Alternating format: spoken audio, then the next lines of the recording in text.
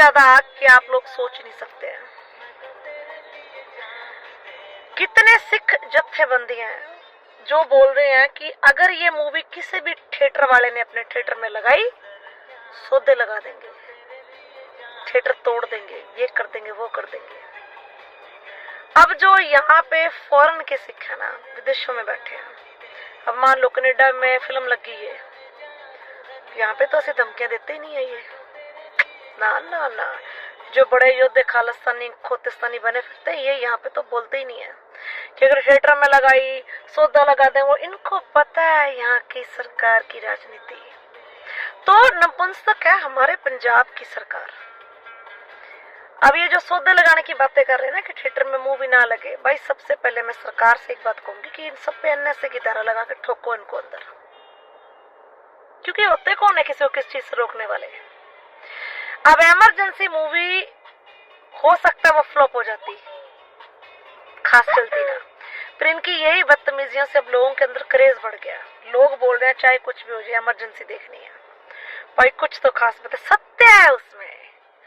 जिस चीज से नौजवान पीढ़ी जागेगी उसे हकीकत सच पता लगेगा इमरजेंसी क्यों हुई थी, क्यों लगी थी इमरजेंसी। तो अब ये कुछ 4 टोटरू हैं जाली से, ये उठे हुए हैं अब।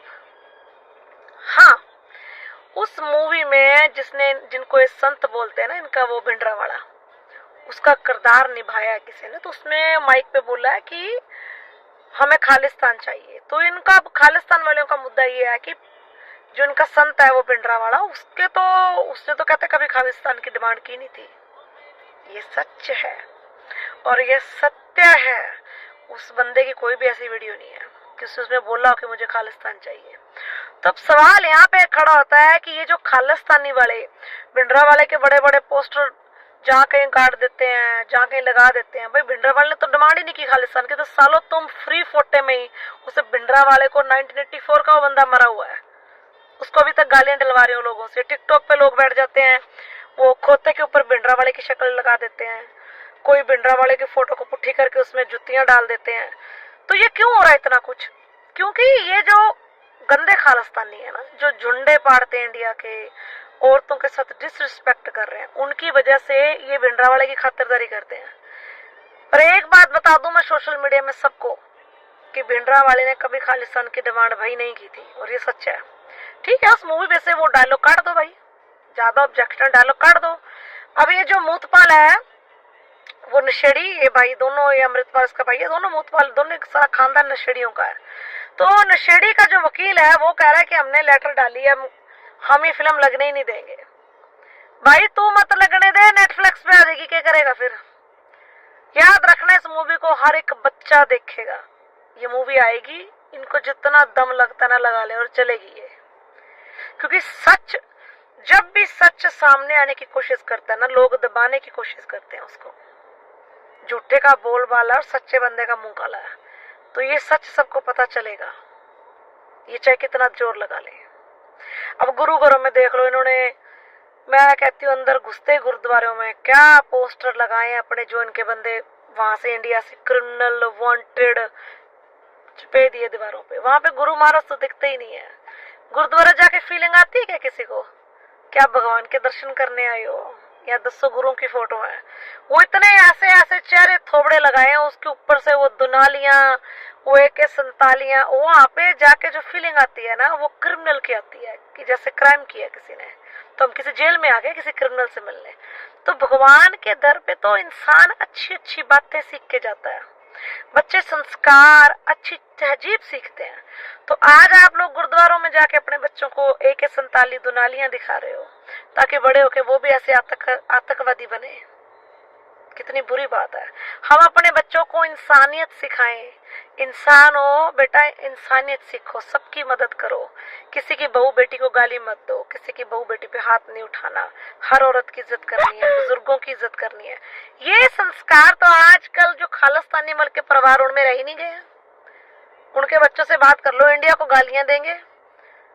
अपने बस हमारी लीड देख लो जो हमने डंडे पर लगाई हुई है, और यही बच्चे बड़े होके इनके ही छित्तर मारेंगे अपने माँ बाप के, क्योंकि संस्कार नहीं सिखाए इन्होंने। तो मैंने बहुत पहले ये बात पंजाबियों को बोली थी, भाई सुधार लो गुरु घरों को, समय रहते सुधार लो। आने वाली पीढ़ी किसी और पास से चल पड़ी है तो मुश्किल हो जाएगा आने वाली पीढ़ी के लिए। किसी के दिलों में किसी के लिए इज्जत नफरत प्यार मोहब्बत नहीं रह जाएगी, पर नफरत ही नफरत रह जाएगी। सो इमरजेंसी ने तो इतना तहलका बना दिया। और दूसरी बात, कंगना रनौट को जो गालियां दे रही हैं, भाई मेरी कोई ताए चाचे की बेटी को नहीं लगा जो मैं उसकी साइड लूंगी। थोड़ी बददिमाग है और मेंटली अपसेट भी है, उसका मेंटली हेल्थ प्रॉब्लम है उसको, उसकी दवाई चलती है। भाई ऋतिक रोशन से पूछो, उसका बॉयफ्रेंड था एक्स, क्या कुछ किया था उसके साथ, अगले ने मसा जान छुड़ाई अपनी। तो नशा पत्ता भी लगा लेती है वो, इंडस्ट्री की बंदी है तो इंडस्ट्री की बातें तो पता चलती रहती है भाई हम सबको, हम भी इंडस्ट्री वाले ही हैं। अब ना तो वो उसने फिल्म डायरेक्ट की है, ना प्रोड्यूस की है, ना वो जो स्क्रिप्ट राइटर वो उसने नहीं लिखी, और वो जो पिंडरावाला का किरदार दिखाया है अभी, हाँ मैं खालिस्तान, वो डायलॉग भी उसने नहीं लिखा। तो सब कंगना के पीछे हाथ धो के पड़ गए, क्योंकि कंगना ने इंदिरा गांधी का रोल निभाया। क्यों? भाग मिल्खा भाग में वो अख्तर था जो हीरो, उसने भी तो मिल्खे का रोल निभाया था। ये जो जोधा अकबर में ऋतिक रोशन ने जोधा का, और उसके अकबर का और जोधा का उसने ऐश्वर्या राय ने, तो सब ऐसे जो हिस्ट्रिकल मूवीज होती है ना उसको सब किरदार निभाते हैं। तो भाई उनका काम है पैसे लेके किरदार निभाना, किरदार में घुसकर। जो एक अच्छा एक्टर होता है ना वो उस किरदार के अंदर घुस जाता है भाई, और ऐसी एक्टिंग करता है कुछ सच में लगता है कि वाकई वो श्रीमती स्वर्गीय लेट इंदिरा गांधी जी आ गई, कि मेकअप करके उसके फेस को गेटअप दिया है वैसा। वैसे तो वो इंदिरा गांधी की तरह लगती है, वो गेटअप दिया हुआ है। तो जो एक किसने गलत बयान दिया कंगना ने कि किसानी मोर्चा था, वहां पे लाशें टंगी थी, बलात्कार हो रहे थे, भाई ऐसा कोई बलात्कार नहीं हुआ, वहां पे किसी की लाशें नहीं टंगी। तो यहाँ पे वो गलत है, उसको इस गलत चीज की माफी मांगनी पड़ेगी सबसे। क्या करे, छोरी नशा पत्ता कर लेती है, जुबान है गिल्ली था लगी है, फिसल जाती है। हम तो ऐसे नहीं करेंगे, हम भी ऐसा नहीं करेंगे। अभी देखो कंगना ने एक थप्पड़ भी खाया ना, जब बनी थी ना वो, अभी सिख जत्थेबंदी बोल रहे हैं रेप करेंगे तेरा, इंदिरा गांधी की तरह मारेंगे, एक बोल रहा गला काट देंगे। भाई के वो चुचुंदर की तरह है वो, पतली सी इतनी सी, 3 थप्पड़ खिंच के मारोगे उसको होश भी नहीं आएगा 4 दिन। तो आप एक गुरसिख बंदे हो कि आप एक औरत को रेप की धमकियां दे रहे हो, इतने गिर गए हो। और तो औरत का मुकाबला करो ना, वो भौंकती है ना मुंह से, तो आप लोग भी मुंह से भौंको। तो अब इतने नीचे गिर गए हो। गुरु महाराज ने आपको शिक्षा दी है कि औरत किसी भी धर्म जात की आप उसके रेप करने तक जाओगे, ताकि लालता तुम लोगों को। सो मैं तो सबको ये बोलूंगी कि इमरजेंसी मूवी भाई देखनी जरूर है, कुछ तो रहस्य है उसमें जो सबसे छुपाया जा रहा है, और देखनी बनती भी है। चाहे कोई कितना कट्टर सिख है, चाहे वो खालिस्तानी है, मैं आपको लिख के देती हूँ, ये सब कमरे में चोरी बैठ के मूवी देखेंगे। लिखवा लो आज मुझसे, इनसे रह नहीं जाएगा। फिर मूवी देख के अपने घर के टीवी खुद ही तोड़ देंगे। और एक इनने खासियत है ना, सौदा लगा देंगे, सौदा लगा देंगे। ये सच में अपने घर की बीवी माँ बहनों बच्चों के सौदे लगाते रहते हैं घर में। बीवी से नमक थोड़ा कम पड़ गया सब्जी में, चल भाई सौदा ला दो इसका।